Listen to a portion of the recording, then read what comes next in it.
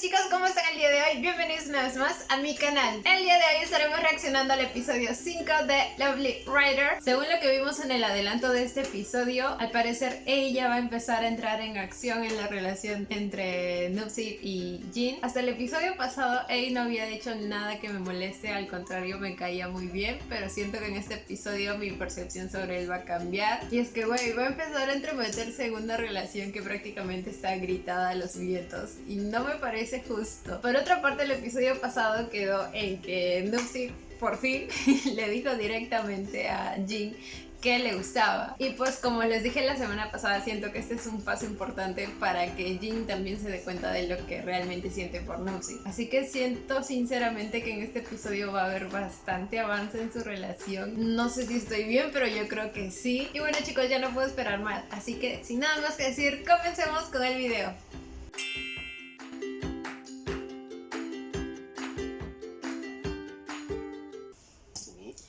Pues ahí le vamos al episodio, chicos. Ese tipo no me cayó para nada. Disculpen si escuchan un ruido de fondo. Me encanta esa escena. Me olvidé de subirles en Instagram ese fragmento de escena, porque sí lo quiero tener.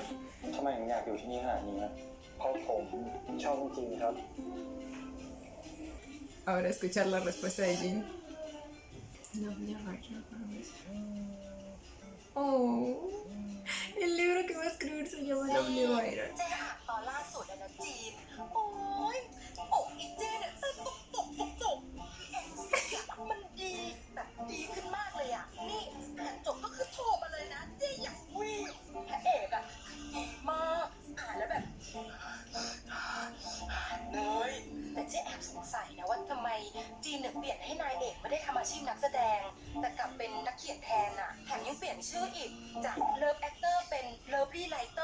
Cierto, lo cambió. Ya lo descubriste. พี่บัวคือผมแค่อยากให้ตัวละครมันเป็นนักเขียนเฉยๆครับผมว่าผมเข้าใจคาแรคเตอร์มากกว่าแล้วอีกอย่างพี่ผมอยากเขียนในวงการเราด้วยไง Es como que realmente fuera el escritor quien escribió la serie, que a la vez está dentro de la serie. ¿Me entienden? No sé si tiene sentido lo que estoy diciendo. ¿Ustedes creen que le haya pasado realmente al escritor todo esto? En realidad no sé si es un escritor o escritora.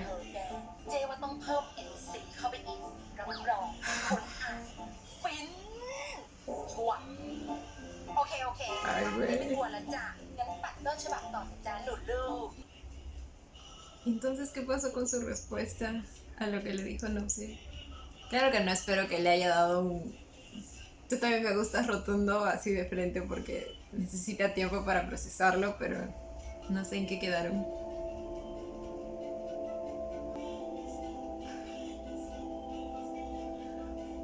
Pues eso sí es cierto, güey. A él sí le gusta. Carajo. Oh my อย่ามายุ่งกับมัน god. ดิไม่งั้นจะหาว่ากูไม่เตือนมึงคิดว่ามึงเป็นใครพ่อแม่มันเหรอมึงแฟนก็ไม่ใช่นี่จะเสือกมาสั่งสอนกูอ๋อที่แท้มึงก็แค่ขี้ป๊อตอะนะ ¿Cómo se puede ver tan sexy incluso en esta situación? ที่แอบชอบเขาอะแต่ก็ไม่กล้าบอกได้แต่ตามเห่าคนที่เขาชอบไปเรื่อยอะมึงอย่าเสือกมึงแค่จำไว้ก็พอกูจะไม่ Pobre protagonista de esta serie, güey. Está rodeado por tóxicos. ยอมให้ใครหน้าไหนมารังแกมันครับเลิศมากมันเรียวมากแต่เดี๋ยวพี่ขออีกทีนึงนะขอเล่นใหญ่ไปเลยนะไอ้วายด้วยเร็ว Jin sí está asistiendo a todas las grabaciones. ๆเอ้าน้องเอ๋ยพี่จีนมาด้วยเหรอครับ Ey, bebé, por favor, no me decepciones. ไปซื้อนิยายพี่จีนมาด้วยนะครับ ช่วยเขียนให้หน่อยได้ไหมอ่ะได้ดิพี่จีนมาแบบนี้ตื่นเต้นกว่าเดิมอีกเวอร์เหมือนฉากต่อไปจะเป็นฉากที่ น้ำชาจะถูกกินโดนลามในห้องน้ำครับ ¿Quién es? ¿Quién es el personaje de Nuse? สู้ๆนะครับน้องเลยงั้น Y entonces Nuse va a atacar a él. ที่ พี่จีนครับพี่จีนรู้ใช่ไหมครับว่าชอบกิน A nadie le importa. ¿Cuál es la necesidad? No entiendo. Él sabe que a Nupsi le gusta Jin. คือเอ๋ยก็ไม่รู้ว่าจะต้องทำไงดีครับ ควรจะบอกสิทธิ์ไหมแล้วถ้าบอกไปสิทธิ์ไม่ได้คิดแบบเดียวกันเอ๋ยกลัวจะเสียเพื่อนนะครับ Suele pasar. Pero no, es que él se dio cuenta que a Nupsi le gustaba ไม่ Jin. ค่อยสนใจเอ๋ยเท่าไหร่เอ๋ยก็เลยไม่รู้จะทำยังไงดีเห็นพี่จีนเขียนนิยายประมาณนี้พอดีอะครับ ก็เลยว่าจะปรึกษาดีกว่า Excusas. สิทธิ์จะไม่คิดอะไรกับเอ๋ยแบบนั้นนะครับ นี่แปลว่าเอ๋ยหมดหวังแล้วใช่ไหมครับ ก็งั้นน้องเอ๋ยลองเขียนบอกความในใจนับสิบดูไหมล่ะครับ บอกความในใจเหรอครับ Por un momento pensé que lo iba a incitar a que se declare เดลเลเตอร์มันจะไม่เฉยไปหน่อยเหรอครับ y lo iba a cachetear ya. งั้นก็ส่งข้อความในโทรศัพท์อะไรอย่างนี้แล้วกันครับ หรือว่าน้องเอ๋ยคิดว่าจะทำยังไงอะครับ Pues no sabe, por eso te está pidiendo consejos. เอ๋ยว่าจะลองลุกจีบสิบดูครับ No, eso es lo que no debes hacer. อ๋อครับลุกเริ่มจากชวนไปกินข้าวก่อนเลยเอ๋ยว่าจะชวนนับสิบไปดินเนอร์วันเกิดล่วงหน้าพอดีครับ หลังเลิกกอง นับสิบอยู่ที่คอนโดพี่จีนใช่ไหมครับตอนนี้ Ay, ni se te ocurre ir a buscarla ahí. งั้นหลังกินข้าวเสร็จแล้วอ่ะ เดี๋ยวเอ๋ยจะไปส่งนับสิบอย่างปลอดภัยเลยนะครับ Para empezar, ni siquiera voy a ir contigo. Estoy segura. ถ้างั้น O quizás sí. Ay, no sé. Al menos con ให้นับสิบไปกับเอ๋ยใน toda ตอน su นี้ครับ voluntad, no. ฮะ Podrías convencer. พูดให้นับสิบไปกับเอ๋ยในตอนนี้ครับ ¡Qué rata! No, no, ahora sí me decepcionaste. Ey. Está aprovechando que a Nupsi, o sea, ya ven si les dije, él sabe que a Nupsi le gusta Jin. Está aprovechando que a Nupsi le gusta Jin para que él lo convenza porque sabe que a él no le puede decir que no. Eso es muy... Eso es muy desleal de su parte. Es un juego sucio. พี่ว่าน้องเอ๋ยไปคุยกับนับสิบเองดีกว่านะครับ นะครับพี่จีนนะ ไม่งั้นน่ะ อ้าวเอ๋ยมานั่งทำอะไรตรงเนี้ยไม่ไปเตรียมตัวเข้าฉากต่อไปเหรอ ต้องบ่นแล้วเหรอเราอ่ะ โอเคครับ O es eso, es que realmente no sabe. Ay, no sé. ที่ประเด็น Lo que ที่เอาไว้ percibí en นะคะ en el episodio, a ver si este es el 5, en el episodio 3 fue que sí se había dado cuenta que a Nupsi le gustaba Jin. มันจะไม่มี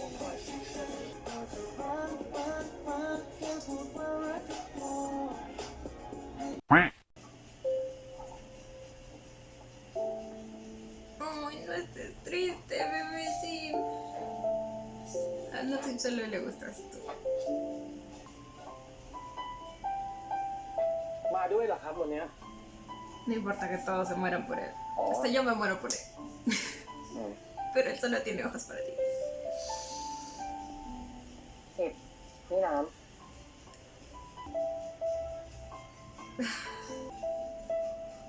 Gracias, ya te puedes ir. ำผมเห็นนั่งคุยตลอดเลยอ่ะทำไมไม่ดูผมเล่นบ้างล่ะครับ ก็กูดูจนเบื่อไง ไม่เห็นเหมือนผมเลยอ่ะให้นั่งดูจีนานแค่ไหนก็ไม่เบื่อ ¡Ay! Ya ven, o sea, ไปเดี๋ยวพาไป si alguien escucha eso, es más que obvio que sobreentiende que esa persona le ไปเดี๋ยว gusta. พาไป จริงก็ไปด้วยกันดิครับ พี่ต้อมก็อยู่ทางนู้นน่ะ กูอยู่ตรงนี้สบายละ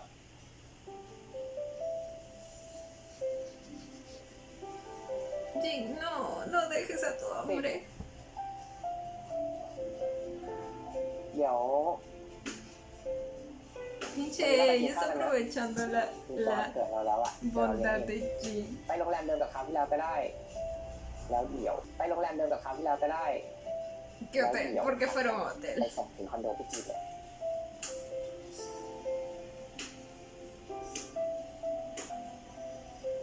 ไว้วันอื่นก่อนละกันทำไมอ่ะ ¿Por qué no y punto? แล้วอีกอย่างพี่จีนก็มีธุระด้วยใช่ไหมครับพี่จีน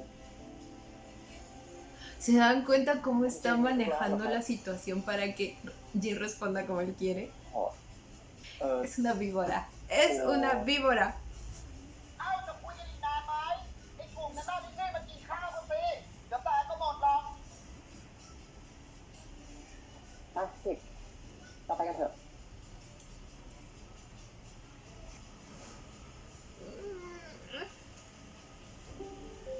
Jin, no. ¿Por qué estás enviando a tu hombre a los brazos de otro?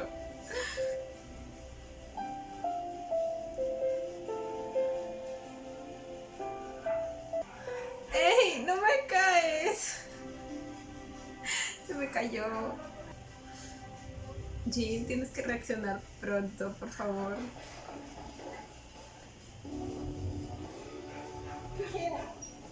Ah, pensé que le iba a reclamar el por qué está haciendo todo esto, pero era parte de la serie. สมองมึงจะได้รู้ขึ้นมาบ้างว่าอย่ายั่วโมโหกูอยากเอาเรื่องของกูไปฟ้องไอ้ตะวันมากนะใช่ไหมได้ Ok. Esas caras de sufrimiento antes de besarse. สองคนเดี๋ยวขอยืนห่างกันกว่านี้นะเคนพี่ขอโหดกว่านี้ ส่วนน้ำชาเนี่ย เอาฟิลแบบโสระยาจำเลยรักอะหากบอกว่าอย่านะแต่ข้างในแบบเขามาเลยค่ะฉันยอมตกเป็นของคุณแล้วเป็นฟิลป่ะอ่ะ มาเอาไปแอคชั่นไม่นะ พี่หินเจ็บนะเจ็บสิ Oh my god. สมองมึงจะได้รู้ขึ้นมาว่าอย่ายั่วโมโหกูอะ Díganme que este tipo de bailes no existen en la vida real, por favor. ได้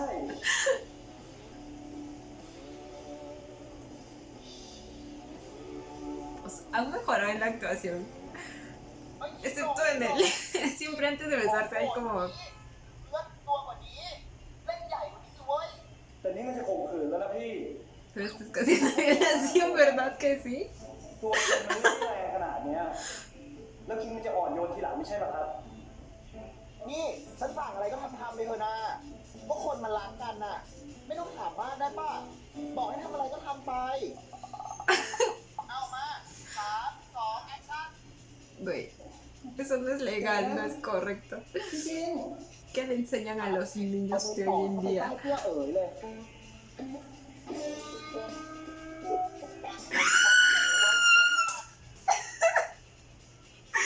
¡No mames! ¿Cómo le va a decir que haga eso?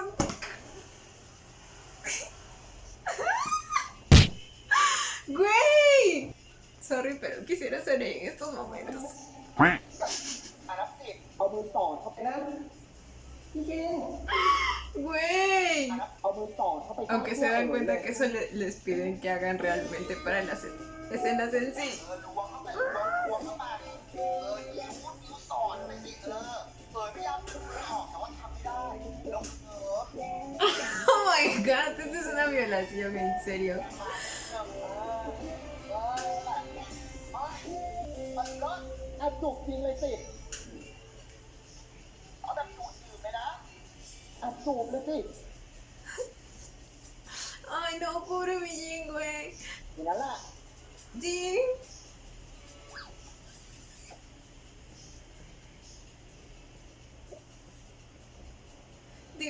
Dígame que va. ¡No! ¡Maldición! ¡Auch! Después de tremendo beso que le plantó a Jin, güey. ¡Ah! Aunque no fue tan bonito como el que le dio a Jin. Aún veo la intención de no querer besarlo. อย่างนั้นแหละสิ Ay, güey, hasta a mí me dolió. ตอนนี้ขอแบบว่ามือไม้อ่อนระทวยโอ๊ย เขินอีกสบัด El director de que se excita. สิเขารักวันนี้ Ay, no voy a llorar, güey. เป็นไงคะ No, mi ชอบไหมคะ amor. เนี่ย Obvio que no le gustó. เนี่ยจิกหมอนขาดกระตุยแน่นอน คือไม้ต้องกลับไม่ดีหรอคะหรือว่า เปล่าครับ คือพี่ผมร้อนนิดหน่อยอ่ะ ผมขอไปหาที่โป่งนั่งดีกว่าครับ ซีนต่อไปเหมือนทีเด็ดเลยนะคะรับ Lo va a seguir torturando, güey. คิดว่าคุณจีนน่ะอยากดูซะอีก ไม่เป็นไรครับ เชิญคุณไว้ตามสบายครับ Ah. เขาเป็นอะไรล่ะหรือว่าที่เขาร้อนนะเพราะว่าซีนฉันกำกับอย่างพักเอาผ่านเลย Pues visualmente la escena estaba hot. Pero, pobre Mijin, güey. El episodio pasado no vimos nada de ellos. อันนี้คุชชั่นปะแกที่เขาว่าใช้ดีๆอ่ะแกว่ามันเหมาะกับฉันปะ ตัวนี้หลอดผิวแพ้ง่าย เนื้อครีมมันจะบางกว่า ไม่หนา ใช้ก็สีไม่ขึ้น สีแบบมันต้องใช้เพราะหน้ามันบางมาก Ay, me encanta, sabe bastante de กัน maquillaje. เหลือเนี่ยแกว่าไง ตัวนี้ No me digan que la chica va a relacionar el que sepa bastante de maquillaje con que sea gay. ถ้าผิวทำมัน Porque hasta ahora ya piensa que es gay, porque แกไม่ piensa que hay una relación entre Jin y él. ของบางตัวเนี่ยแค่ดูคร่าวๆกับคนที่ใช้ก็รู้แล้ว ¿Qué? แค่ดูคร่าวๆกับคนที่ใช้ก็รู้แล้ว ไม่หลอกด่ากันปะเนี่ย ก็พูดตามจริง แกเหมาะกับอีกสูตรมากกว่า เดี๋ยวนี้ว่างปะแกไปช่วยเลือกตัวที่เหมาะกับฉันหน่อยดิ ได้ดิใครมีโมอ่ะ วันนี้เลิกกองเลยวะไปห้างใกล้ๆแถวนี้ก็ได้เจอกันที่ลานจอดรถใช่ปะเก่งมาก Oh.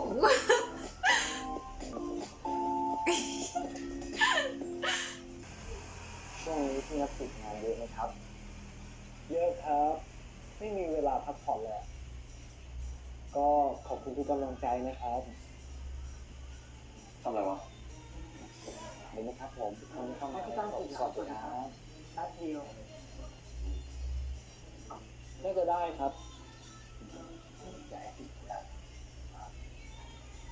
วันนี้ขอไลฟ์คณิตประหัตพร Ay, se dan cuenta que así hacen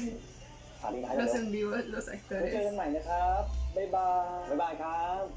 De hecho, los mismos de Lovely Rider estaban así. Hace unos días hicieron อะไร en กันตร vivo. งนี้วะ Unos días, no, una semana ya ถ้า creo. ตอนนี้ไม่อยู่กับมันนี่หว่าคุณก็มาไลฟ์ที่ห้องกูก็ได้หรือว่าที่ไหนล่ะ เรื่องโมโหหิวดิสารไป กลับได้แล้ว เสร็จแล้วใช่ไหมอ่ะงั้นเราไปกินข้าวกันนะ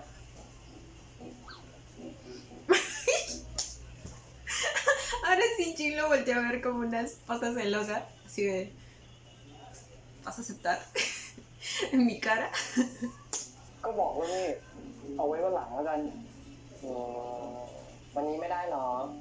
ถือว่าใกล้วันเกิดเราแล้วนะก็ขอนะไปกินด้วยกันเนาะนะ กูไปฉี่นะงั้น Me sacó el pie. คุณจีนว่าไงครับอะไรนะ อยากให้ผมไปไหม Él está esperando que digas que no, pero Jin, tú vas a decir que sí, ¿verdad? ถ้าคุณจีนไม่อยากให้ผมไปเนี่ย ผมก็จะไม่ไปครับ อยากไปหรือไม่อยากไปอ่ะก็เป็นเรื่องของเจ้าตัววะ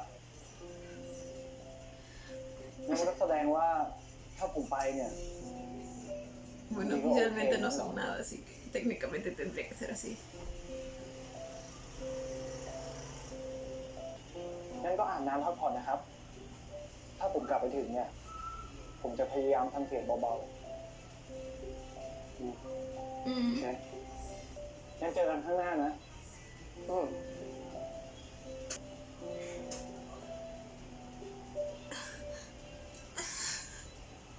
Ni se te ocurre agradecerle. Solo vete. Solo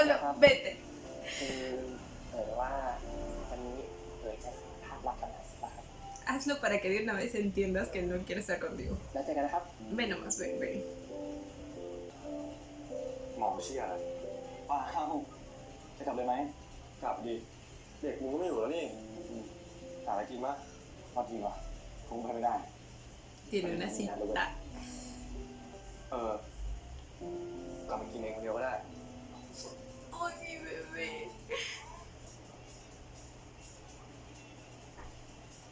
Estás a tiempo de decirle que no se vaya.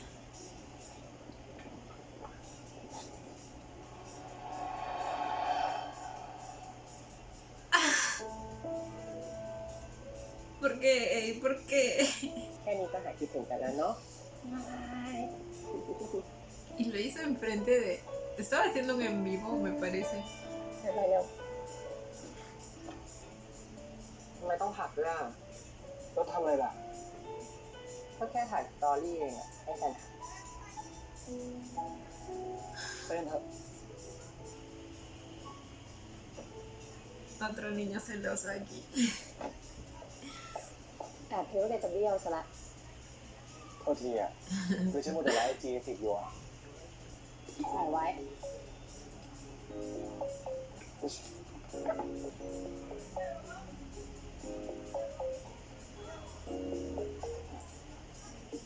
พอดีฉันไม่ค่อยได้นั่ง O sea, แกไม่เคยละ ya, vuelve y lleva ni de reposo. แก O ไม่ sea เค que ย no ละ le va a hacer, no va a hacer caso. พอดีฉันไม่ค่อยได้นั่งรู้สึกไม่ได้ชินเท่าไหร่ ก็เกาะเอวฉันไว้ก็ได้ปลอดภัยแน่งั้นพาไปล้มหรอก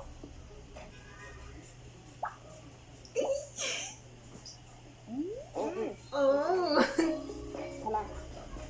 ถือเหรอ Siempre había visto esta clase de escenas. Pero era al revés. El chico iba adelante y la chica era la que iba atrás. ขอบคุณนะที่มาช่วยเลือกอ่ะ คือบางตัวฉันเห็นรีวิวฉันก็ไม่กล้าซื้ออ่ะ ฉันก็เป็นตามรีวิวเหมือนกัน บางตัวฉันไม่เห็นผลนะแต่ถ้าเด็กๆมองไปใช้แหละ ฉันใช้ตัวเดิมตลอดเลยนะ Yo también veo reseñas para comprar por internet. 5 ขวด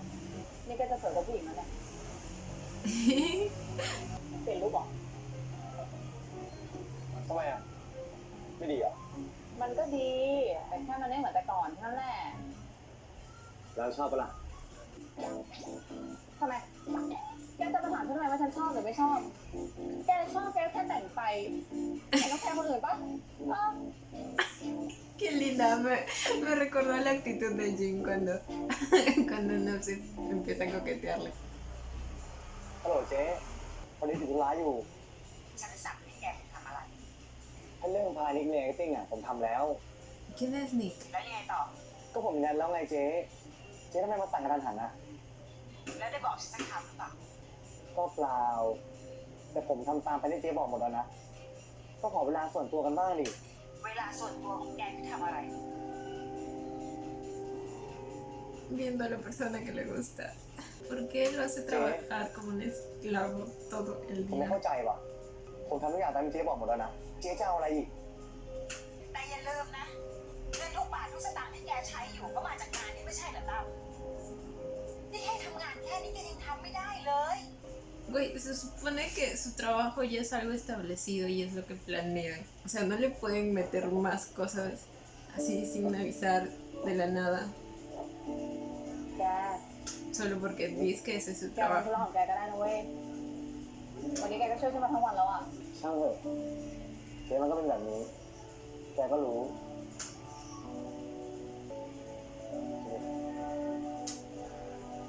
Si el trabajo se manejara así, pucha, le llenan todo el día de deberes que ni siquiera le corresponden y le van a seguir pagando lo mismo.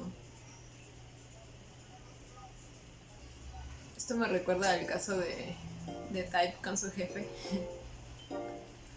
Estoy esperando a que llegue. Porque mires más la puerta, no va a llegar más rápido. อยากไปหรือไม่อยากไปอ่ะมันเป็นเรื่องของเจ้าตัววะว่าวันนี้รักกัน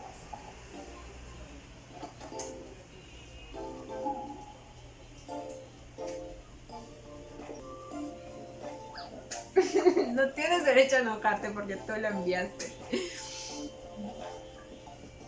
นี่จริงๆยังไม่ได้กินอะไรเลยเหรอครับ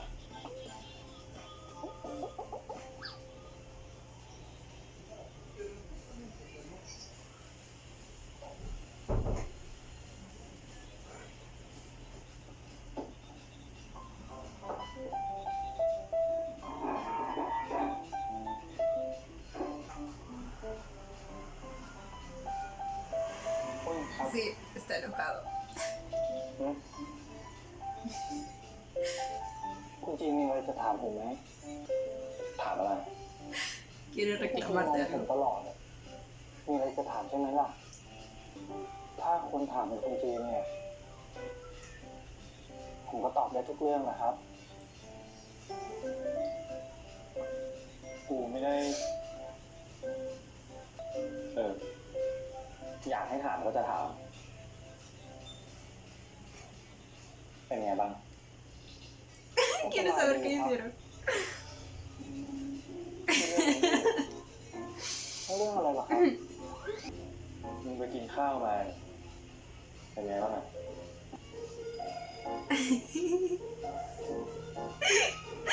อ๋อ Miren esa sonrisa.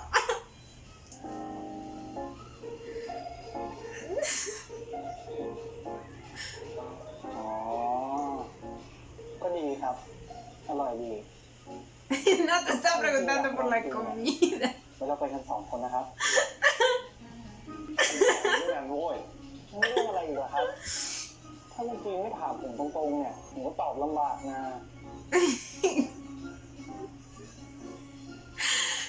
Es más que obvio, no sé, por Dios.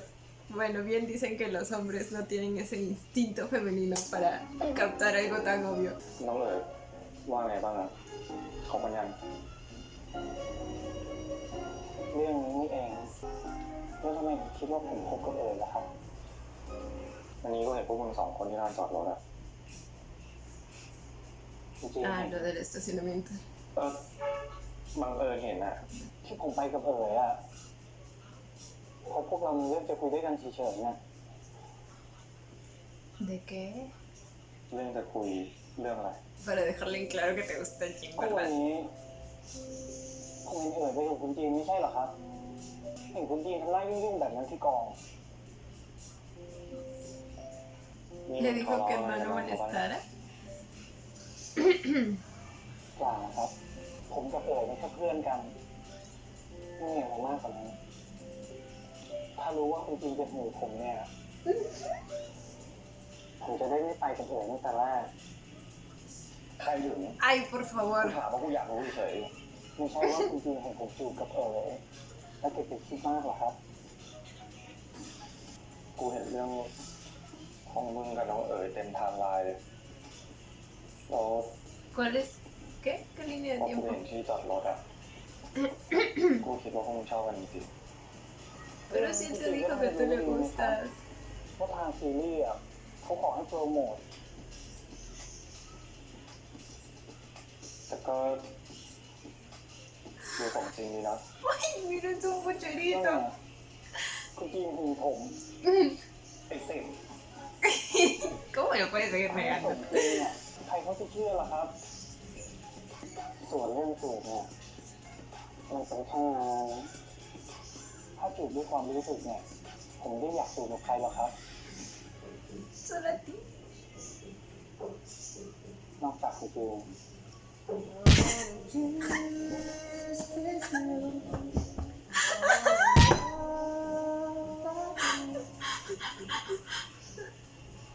ไม่ต้องห่วงผมแล้วนะครับ กูบอกว่าไม่ได้หึงไง ครับ Está bien, hay que creerle.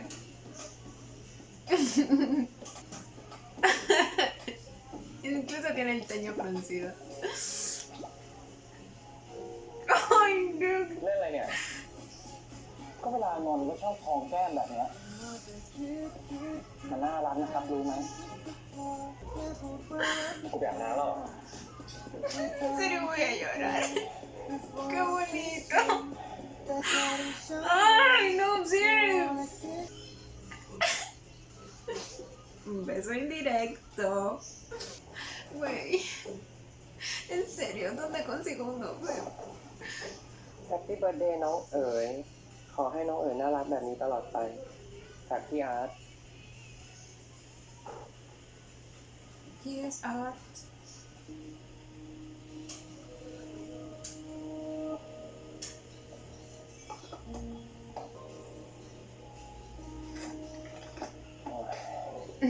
'Nada le gusta a este chico. Es porque no salió bien lo que intentó hacer, ¿verdad? No entendí. ¿Qué? Hornear.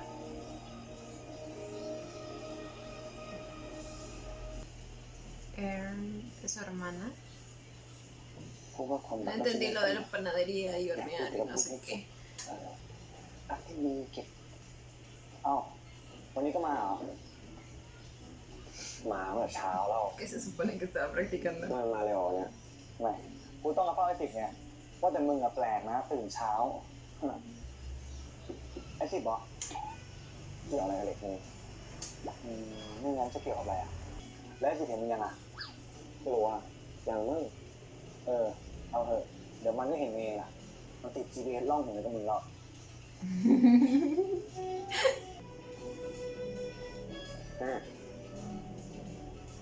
Esperen, o sea que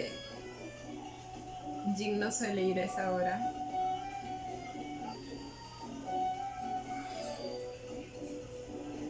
Ya fichó a su presa.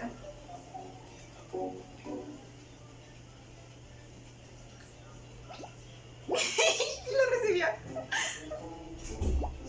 ¡Ay, parece un conejito! Literal, yo tuve un conejito y comen así la alfalfa.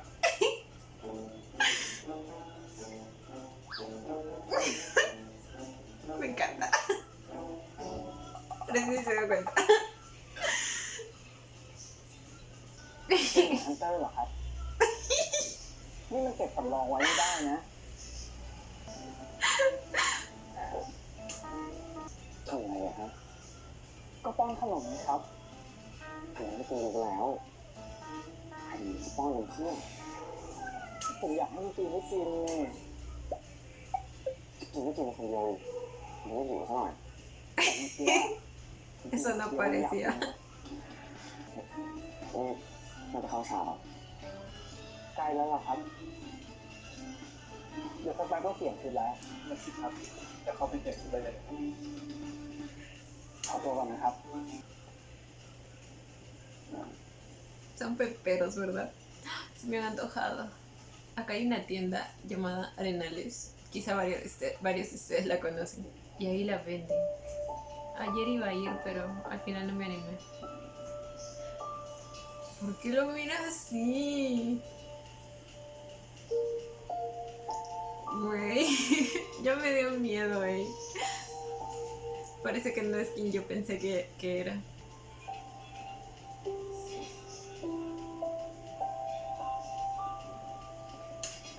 เอ๋ยเจ้าขอโทษเจ้ามาสายก็หลงอยู่ตั้งนานก็ต้องให้ตั้มไปรับถึงจะมาถูกโอ้ยยังอะเป็นไร ไม่เป็นไรพี่เป้เป็นข้อความโฆษณา Pero siento a la vez que tiene mucha carga emocional. เจรู้ว่าแกเครียดแต่นี่ก็จะเข้าซีนอยู่แล้วทิ้งทุกอย่างไปก่อนแล้วก็มีสมาธิเอาไว้โอเคไม่ใช่อะไรหรอก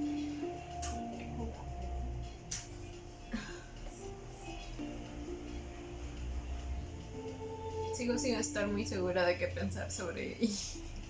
Pero hasta el momento no me gustó lo que hizo. ผมขอไปเอาชีสที่เลื่อนก่อนนะครับ งั้นให้กูรอหน่อยอ่ะ พี่จินไปกินเค้กหน้าโมผมไหม เค้กเหรออร่อยปะ ผมไม่กินของหวานอ่ะ แต่เคยเห็นร้านลงรีวิวในเพจดังมาก่อน ก็ได้ให้มึงส่งโลมาเดี๋ยวกูไปรอที่ร้าน ได้ครับ Ay, qué bonito, ya se ven como esposos o pareja. ยิ้มเผ็ดกันนะครับ เป็นอย่างของหวานยิ้มเผ็ด ¿Verdad que sí? ไปก่อนนะครับ Es Ese cambio de rostro. ¡Ay, basta! ¿Por qué?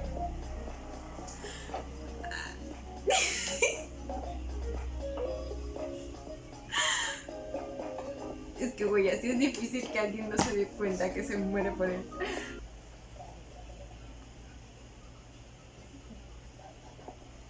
Ni se les ocurra tomar fotografías. No tienen derecho. Bueno, eso sí es lindo. Pero, güey, están invadiendo su privacidad. No pueden simplemente circular una foto มันไม่ดีหรอก sin นะ el ครับ permiso o la autorización del que está siendo fotografiado. ไม่ดีหรอกนะครับ Gracias, Nupsi. ขอโทษนะคะ พอดีเห็นว่าพี่คนนั้นเขาน่ารักดีเลยอยากถ่ายไปแชร์ในกลุ่มเฉยๆไม่ได้มีเจตนาไม่ดีเลยนะคะ Yo sé que es lindo, pero lo pueden ver con sus propios ojos. เขาก็น่ารักจริงๆแหละ แต่ผมว่าขอเขาถ่ายดีๆดีกว่านะ Claro, así bien normal. Vas y le dices, amigo, eres lindo, ¿te puedo tomar una foto? แล้วติดแล้วก็พี่ผู้ชายคนนั้นเลยได้ไหมคะ Siento que esto va a traer problemas. จริงๆพอดีน้องเขาจะขอถ่ายรูป Esto definitivamente va a traer problemas. ได้ไหมครับ Ay, y lo peor es que ninguno tuvo mala intención. 1 2 3พี่จริงกับพี่สิบช่วยขยับเข้าใกล้กันอีกนิดนึงได้ไหมคะ Y eso va a traer aún más problemas. มองกล้องนะคะ1 2 3 Va a empezar a circular esa ร foto, บกวน ¿verdad? ฝากของพี่หน่อยได้ไหมครับ มองกล้องนะคะ1 2 งั้นพี่ฝากถ่ายรูปพี่สองคนด้วยนะครับ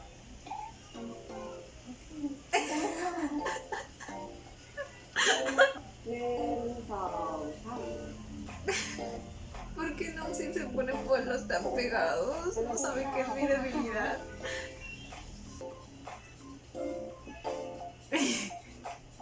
อะไร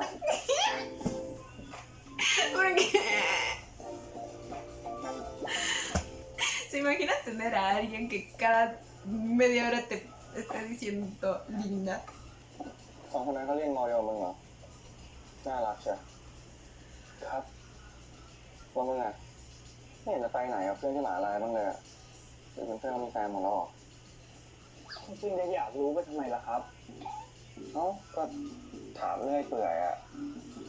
ถ้าอยากถามก็ถามเรื่องผมดีกว่าครับ Qué posesivo es este hombre. แน่ใจเหรอครับ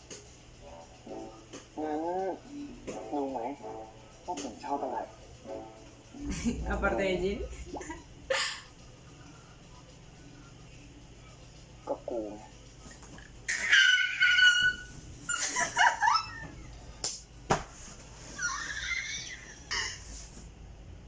Jin. Jin. Jin. Jin. Jin. Jin. ก็กูไงกูรู้หรอกแม่ว่ามึงเล่น Y esta vez no estuvo borracho. Me encantó, me ก็ encantó. กูไง Y la alzadita de ceja incluso. ก็กูไง Ay, me encantó. กูรู้หรอกแม่ว่ามึงจะเล่นมุกนี้อะเก่งมากครับอย่างเนี้ยเริ่มรู้ใจผมแล้ว A ti ya te tiene atrapado desde el primer día. O incluso antes, porque hasta ahora sigo sospechando de que... No, ya prácticamente ya me lo confirmaron en los comentarios. Que lo conoce desde antes. Sí, fue a su casa.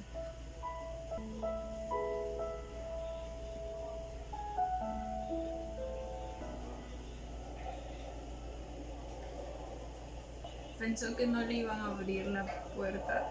Güey, eso es sad. Está a punto de llorar, ¿verdad? เฮ้ย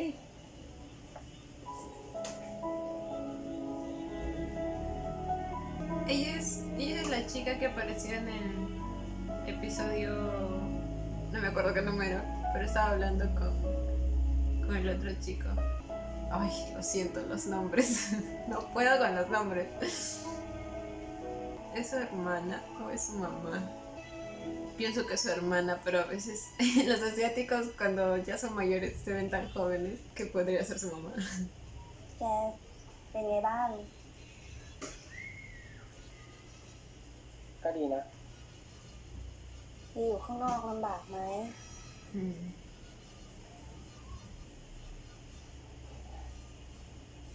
ชินแล้วอ่ะ ถ้าแกไม่ไหวก็กลับมาอยู่บ้านเรานะ โอเคพี่เอิญ Es su hermana. สุขสันต์วันเกิดนะเอ๋ย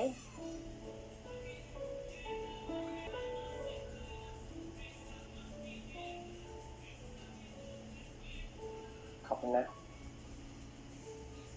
อ้าวหมอก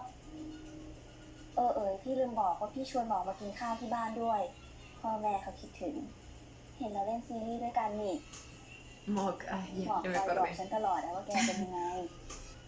นี่ยังนิสัยเหมือนเดิมเลยเนาะ งั้นเดี๋ยวเราเข้าไปดูพี่แววทำอาหารก่อน เอ๋ยกับหมอก็อยู่คุยกันรอพ่อแม่กลับมาก่อนนะ ไง ยอมกลับลาจนได้นะ ¿Por qué está tan enojado? Bueno, ni todo, con qué va. él? ทำไมต้องหนีตลอดด้วยวะขอคิดก่อนนะ อ๋อ ก็เขาไม่อยากคุยด้วยไง แต่ถ้าวันหลังจะมา ช่วยบอกหน่อยนะ กูจะได้ไม่ต้องมา จริงๆแล้วอ่ะ พ่อแม่กูก็คงดีใจนะ ถ้าลูกของเขาไม่ใช่กูแต่เป็นมึงอ่ะ แล้วมึงก็คงยินดีมาก ที่ได้อยู่ในครอบครัวนี้มากกว่ากูแน่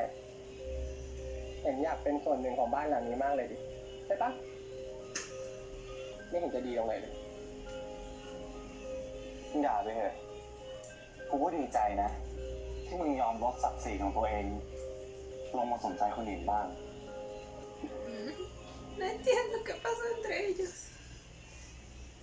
Eran amigos cercanos y probablemente los padres empezaron a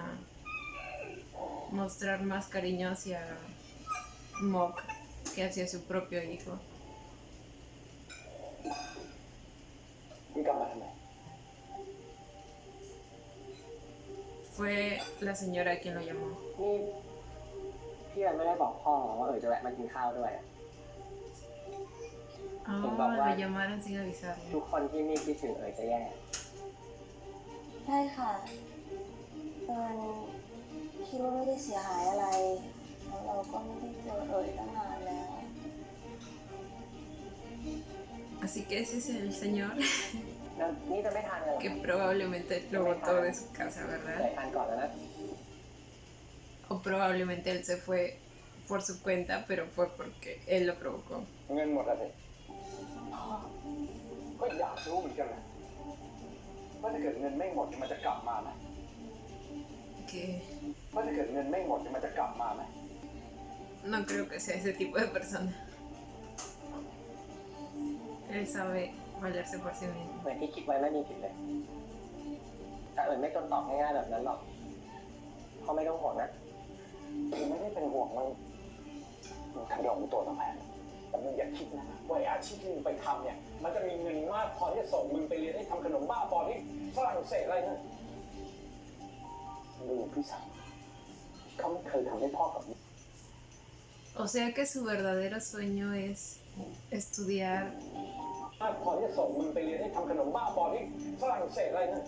panadería en Francia. ดูพี่สาว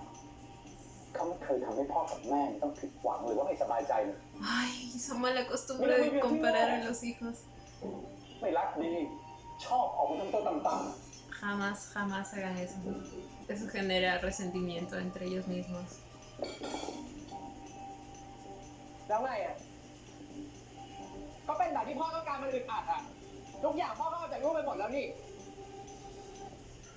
อนาคตคนรักชีวิต Mi amante. ถามจริงนี่ยังไม่พอใจอีกเหรอ ¿A quién se refiere? อิ่มหรือยังอะครับ หรือยังไม่อิ่ม Exacto, ya no tendría que estarle reclamando, ya no vive bajo su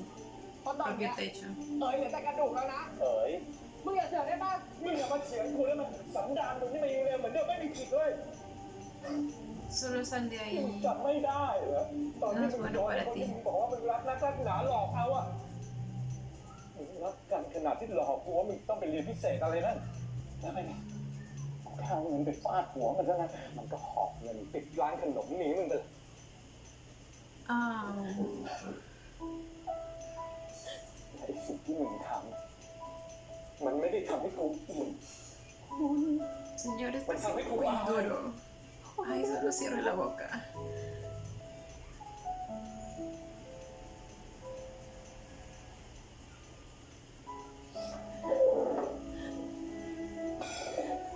เอ๋ยถ้าเกิดว่ามึงคิดว่ามึงเก่งเนี่ยนะมึงไม่ต้องกลับมาที่นี่ Solo เลย déjelo. ถ้าเกิดว่ามึงเกลียดกูนะมึงอย่าคิดว่าที่นี่คือบ้านนะมึงใส่หัวออกมาเลยเพราะกูไม่เคยมีลูกกับมึง Pues nadie quisiera un padre como usted tampoco, así que estamos a mano. Solo sal de ahí. No te hace bien.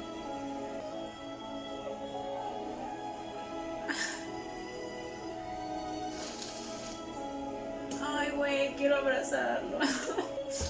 No me gustó lo que hizo, pero no le deseo eso a nadie. หนูคุยกับหมอเองค่ะ No le deseo por lo que él pasó a nadie. No le deseo pasar por lo que él pasó a nadie. ¿Eso te มึ ok? งอีกแล้วป่ะ มึงรู้อยู่แล้วว่ากูกลับมามันจะเป็นแบบนี้ มึงจะเรียกกูกลับมาทำไมวะ ไม่ใช่นะฉันก็แค่อยากให้ครอบครัวเรากลับมาเป็นเหมือนเดิม Pues para eso tienes que comenzar con el cambio en el padre. มันไม่เหมือนเดิมตอนที่มึงเอาเรื่องกูกับพิธานไปฟ้องพ่อไง Ah, ella le dijo. จนทุกวันเนี้ยชีวิตกูต้องเป็นแบบนี้เพราะใครอ่ะสะใจมึงแล้วป่ะเอิญเหมือนเดิมอ่ะมึงจำคำกูไว้เลยนะว่ามันไม่มีวันเหมือนเดิม กูเกลียดมึงตอนนั้นไม่ถามมึงพอใจยังกูลูกชายคนโปรดนี่มึงน่าเป็นสิ่งที่ดีตลอดพวกพยายามทักตายจนไม่เคยได้อะไรดีๆเลยสักครั้งอ่ะ Y eso es lo que causa el comparar a los hijos. แต่ตอนนี้กูรู้ว่ากูไม่อยากได้มันแล้วอ่ะตั้งแต่มึงไม่อยู่พ่อหันมากดดันแต่กู Solo lo quieres de vuelta por กู eso. เจอกับอะไรกูต้องเจอกับตัวเองกูขอโทษเอ๋ย กูขอโทษ ขอบคุณนะ ขอบคุณที่อย่างน้อย Para mí también sería difícil perdonar eso. น้อยมึงก็ซื่อสัตย์กับความรู้สึกตัวเองสักที แต่ที่มึงอยากให้กูกลับบ้านเนี่ยเพราะว่าพ่อจะได้หันมากดดันกูแทนใช่ไหม Eso es lo que entendí. ดีเนาะมึงอะเห็นแก่ตัวดิ พอได้แล้วทั้งคู่ค่อยๆพูดกัน เดี๋ยวกูจัดการเอง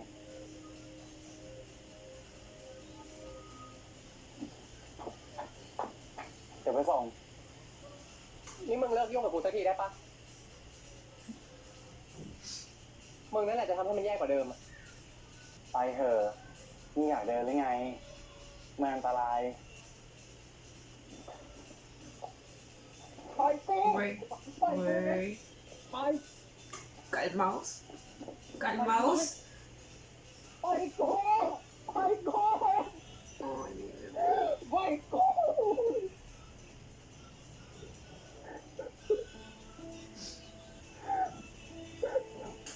Ay, chiquito. Bueno, Mock está haciendo lo que yo quería hacer. วันนี้ของกูยังแย่ไม่พออีกเหรอ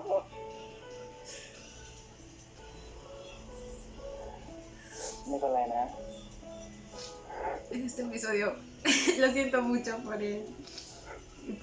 Pero posiblemente en los siguientes lo vuelvo a odiar si es que hace algo en contra de mi Shipjin.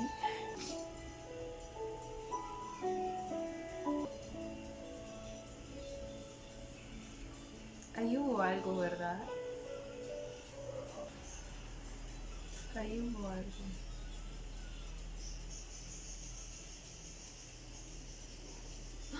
¡Uy!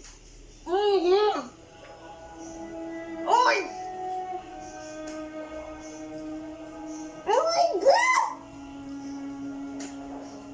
Oh. ¿Qué carajos? Espérate, espérate. Que te esperes. Uy, lo besó. Ay, no, pero el momento fue perfecto. O sea, ese beso fue en el momento perfecto. O sea, todas las emociones estaban a flote. No sé si me entienden. Ay, no, qué bonito.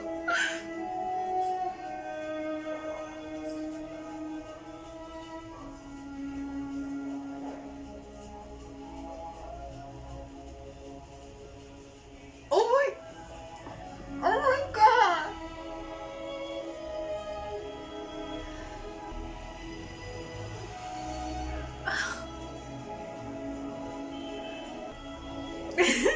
Quedó satisfecho. Algo es algo, al menos sabe que no le es indiferente.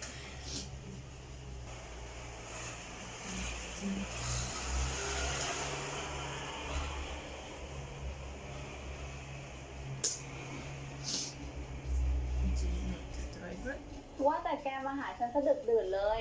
แกมีอะไรหรือเปล่า Incluso hay fotos del centro comercial, güey. ไม่มีอะไรพี่ทิฟฟี่ Happy birthday to you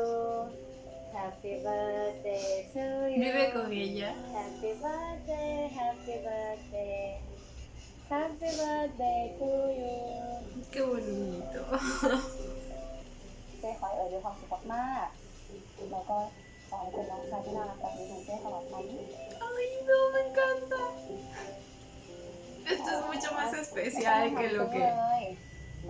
จริงๆตอนแรกเจ๊กะว่าจะไปเซอร์ไพรส์แกที่กองด้วยค่ะ su familia le hizo sentir.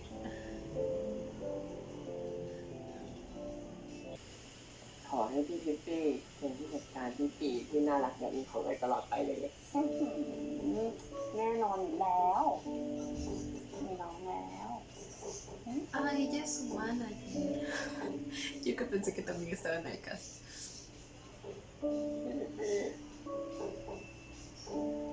แกขอนอนตักหน่อยได้ไหม Siento que en ella encontró a la hermana que nunca fue la otra. ได้สิน่ะ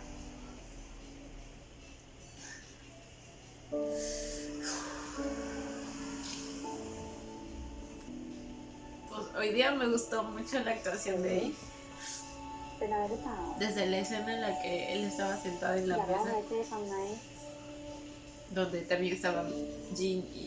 Nupsi más allá jugando con el pepero. ไม่อยากนอนตักพี่ Él ya se veía sobrecargado de emociones, ¿saben? Y se notaba. ไม่อยากนอนตักพี่ทิฟฟี่อะ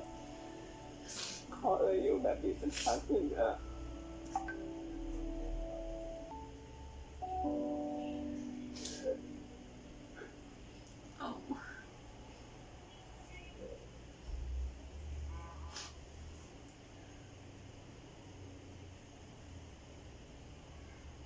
Oh. No me digan que voy a empezar a acosarlo. Oh my god. Bueno, su acoso positivo. Ay, lo hicieron tendencia. Ay, güey. Esto le va a traer problemas a la serie. Y a ellos también. Lo principal, la relación entre Nux y Vic. จีนมึงอยู่ห้องกับเป็นสิบใช่ปะ มีอะไรบ้างวะ No acabas de ver lo que เข้า pasó. ไปหา Maldición. Ah. Ah, bueno, ya sabíamos que eso pasaría. Lo vimos en el tráiler. ต่อจากเนี้ยโพสต์ภาพอะไรมันก็ระวังหน่อยคือผมมีเรื่องอยากจะเตือนพี่จีนนิดนึงครับ ผมอยากให้พี่จีนอยู่ห่างๆเลยไว้หน่อย ผ ขอบคุณนะ ¿por qué? ที่ดูแลแทนให้ฉันนะ ไม่เป็นไร นี่คือไงมาไงเนี่ยทำไมถึงกลับบ้านได้คิดว่าจะลืม Oh, ครอบ vamos ครั a ว ver a แล้ la ว familia de อ้าว Jin. จีนมาตั้งแต่เมื่อไหร่ลูก นี่คือสิทธิ์อยู่ตรงข้างพ่อเขาเนี่ย จริงขอตัวกลับก่อนนะครับ Yo lo sabía, yo lo sabía. Tiene relación con él y su familia. Oh my god.